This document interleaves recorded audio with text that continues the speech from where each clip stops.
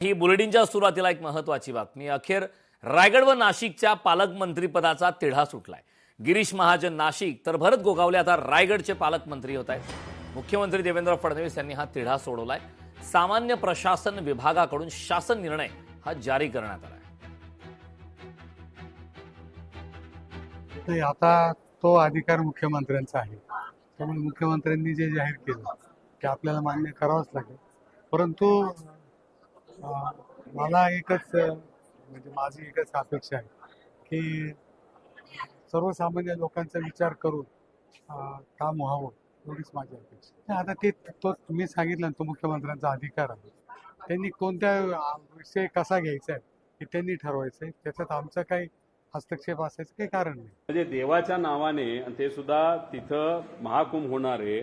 महाकुंभच्या कामामध्ये तिथे 500 कोटीचा गैरव्यवहार झाला हे काही प्रमाणात सिद्ध होऊन सुद्धा ज्या व्यक्तीला त्याची जबाबदारी दिली होती म्हणजे गिरीश महाजनना, त्यांना जर पालकमंत्री दिलं जात असेल तर मुख्यमंत्री साहेबांनी शिक्कामोर्तब केला की किती पाहिजे तेवढा भ्रष्टाचार तुम्ही करा, तुमच्या पाठीशी आम्ही आहोत, असा एक संदेश भाजपच्या प्रमुख नेत्यांनी त्या ठिकाणी दिला की तिथं महाकुंभ नाशिकमध्ये होणार, त्यात मोठ्या प्रमाणात भ्रष्टाचार झाला आणि त्यांना तुम्ही पालकमंत्री करत असाल तर त्याचा अर्थ देवाच्या विषयामध्ये सुद्धा भ्रष्टाचार हा भाजपला चालतो असं कुठेतरी सिद्ध होतं. कुंभमेळ्याच्या नावाखाली, टॉयलेटच्या नावाखाली भ्रष्टाचार सुरू आहे. खासदार संजय राऊत यांनी हा आरोप केलाय. अहो, तुम्ही तर गटार साफ करताना पैसे खाल्लेत, असा पलटवार नवनाथ बन यांनी केलाय.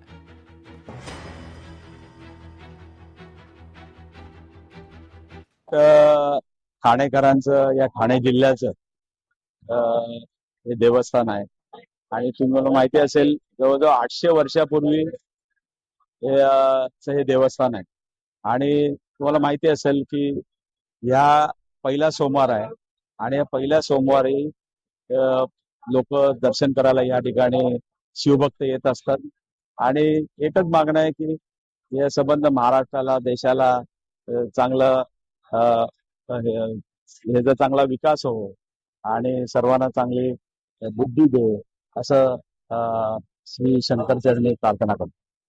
कुणी टॉयलेटमध्ये पैसे खाल्ले, शौचालयामध्ये पैसे खाल्ले हे शोधण्यापेक्षा मुंबईमध्ये गटारातले पैसे देखील संजय राऊत तुम्हाला कमी पडत नव्हते.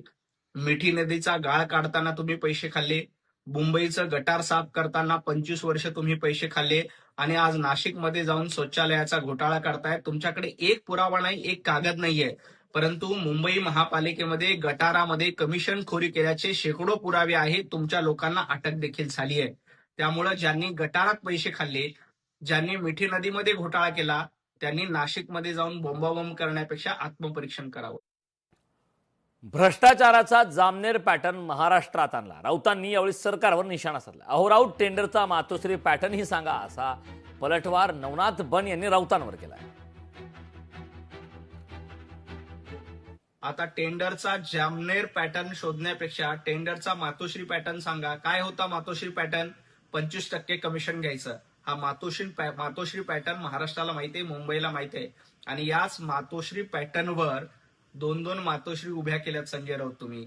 त्यामुळे तुम्ही जामनेर पॅटर्न शोधण्याआधी जो मातोश्री पॅटर्न तुम्ही ठरवलाय, 25% कमिशन घ्यायचं, दुसरी मातोश्री उभी करायची, गटारामध्ये पैसे खायचे, टॉयलेटमध्ये पैसे खायचे, खड्ड्यामध्ये पैसे घ्यायचे, हा धंदा तुमचा आहे, ही परंपरा तुमची आहे. कमिशनखोरी आणि खंडणी वसूल करणं ही परंपरा तुमची आहे. महाजनांना कुंभकर्ण मंत्री म्हटलं पाहिजे, संजय राऊत यांनी महाजनांवरती टीका केली. अहो, राऊत तुम्ही अहंकारी रावण आहात. नवनाथ बन यांनीही राऊतांवरती टीका केली. संजय राऊत, कुंभकर्णाचं नाव घेण्यापेक्षा तुम्ही स्वतः अहंकारी रावण आहात. ज्या पद्धतीनं रावणाने सोन्याची लंका बनवली होती त्याच पद्धतीनं 2.5 वर्ष राज्यामध्ये सरकार असताना तुम्ही महाराष्ट्राची लूट करून सोनं कमवलेलं आहे. सोन्याची लंका तुमची आहे, अहंकार तुमच्याकडे आहे. त्यामुळे कुंभकर्ण कोण आहे हे सांगण्यापेक्षा आपण स्वतः अहंकारी रावण आहोत आणि महाराष्ट्र लुटून 2.5 वर्ष आणि 25 वर्ष मुंबई महापालिकेमध्ये कमिशनखोरी लुटून आपण सोन्याची लंका जमा केली आहे. त्याचा हिशोब महाराष्ट्राला द्या. लोकशाही मराठी ऐका, पहा, जागरूक रहा.